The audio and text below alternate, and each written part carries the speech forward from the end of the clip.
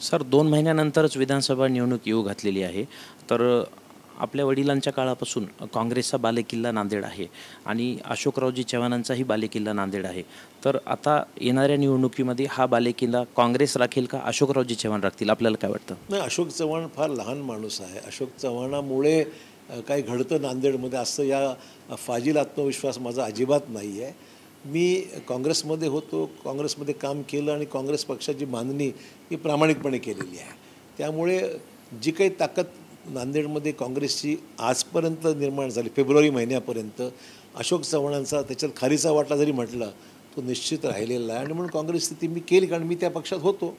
मी एका विशिष्ट परिस्थितीमध्ये भाजपमध्ये गेलो, कारण मला वाटतं की नेतृत्व मोदी साहेबांचं देशाला सर्वोत्कृष्ट असं नेतृत्व आहे. विकसित भारताची कल्पना आहे आणि नांदेडला आणि महाराष्ट्राला फायदा व्हावा, सरकार त्यांचं येतं आहे, तर मग का नाही आपण त्याच्यामध्ये सामील व्हावं. अशा विविध कारणास्तव मी भाजपमध्ये गेलो आणि मी येऊन जेमतेम 4 महिने झालेले आहेत. त्यामुळे एकदम भाजप जिंकणार का काँग्रेस जिंकणार असा विषय नाही, पण मला आत्मविश्वास आहे की प्रयत्नांची पराकाष्ठा केल्यानंतर मागेसुद्धा भाजपचे 3 आमदार होते, की MLC होता, 4 होतेच, असं काही नव्हतं असं नव्हतं. त्यामुळे भाजपच्या अधिक जागा मी आज या पक्षात आहे आणि ज्या ठिकाणी मी प्रामाणिकपणे म्हटलेलं आहे की मी जिथे काम करतो प्रामाणिकपणे काम करतो. आज मी भाजपमध्ये आहे आणि भाजपच्या जागा सर्वाधिक नांदेड जिल्ह्यामध्ये याव्या, महाराष्ट्रात याव्या, हा निश्चित माझा प्रयत्न राहणार.